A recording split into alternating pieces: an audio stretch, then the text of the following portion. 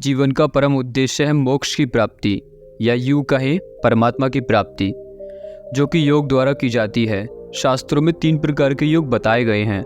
पहला है कर्म योग, दूसरा है ज्ञान योग तथा तीसरा है भक्ति योग। आइए इन तीनों को समझते हैं और जानते हैं कि कौन सा योग हमारे लिए अधिक उपयोगी होगा। कर्म योग का अर्थ है निर्धारित कर्तव्यों का पालन करके भगवान से जुड़ना।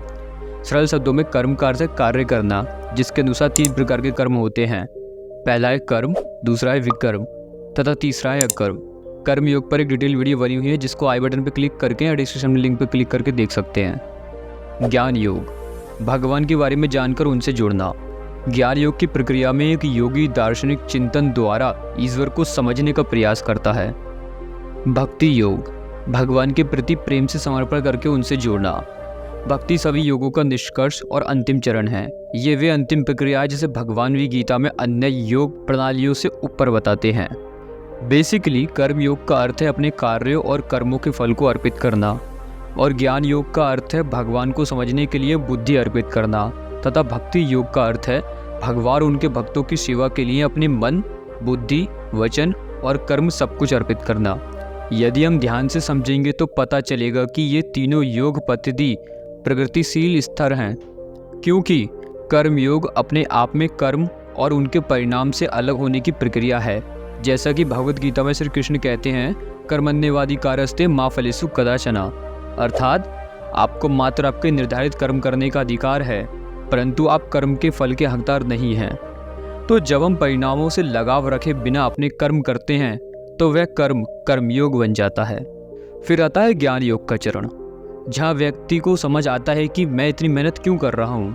पशु पक्षी और पौधे सभी को अपना भोजन मिलता है, तो मैं इतनी मेहनत क्यों कर रहा हूँ। तब वो ज्ञान के माध्यम से सत्य की खोज करना शुरू करता है, अनुमान लगाता है और अपने निष्कर्ष तैयार करता है। फिर वो मोक्ष प्राप्त करने के लिए प्रयास करता है, जिसे वो सामान्य रूप से ब्रह्मचरण या यूं कहें परमात्मा को प्राप्त होता है और परमात्मा के व्यक्तिगत पहलू में विलीन हो जाता है। फिर आता है भक्ति योग, जो कि सब कुछ भगवान के लिए करने की कला है। भक्ति में हम कर्म करते हैं और हम ज्ञान की भी खोज करते हैं, परंतु अंतर ये है हम जो कर्म करते हैं और जो भी ज्ञान प्राप्त करते हैं वो भगवान के लिए, भगवान के बारे में या भगवान और उनके भक्तों की सेवा के लिए करते हैं। जैसे कि श्री कृष्ण गीता में स्पष्ट कहते हैं कि भक्ति के सिवा उनको समझने का कोई और दूसरा रास्ता नहीं है। भक्त्या माम विभाजनिता यवन्निशास्मि तत्वतः ततो मा तत्वतो ज्ञानत्व स्थित तदंतरम, अर्थात केवल भक्ति से मुझ भगवान को यथारूप में जाना जा सकता है। जब मनुष्य ऐसी भक्ति से मेरे में पूर्ण चेतना लगाता है तो वो वैकुंठ जगत में प्रवेश कर सकता है, जो कि सभी योग प्रक्रियाओं का अंतिम लक्ष्य है। परंतु जरा सोचिए, यदि जीवन का अंतिम लक्ष्य के लिए योग ही आवश्यक है तो फिर भगवान ने क्यों बनाया धर्म। चलिए मैं अपनी वाणी को यहीं पर विराम देता हूँ। इन द नेक्स्ट वीडियो हम जानेंगे धर्म के बारे में और भगवान ने धर्म क्यों बनाया इसके बारे में। वीडियो कैसी लगी कमेंट सेक्शन में ज़रूर बताएं। जय श्री कृष्णा।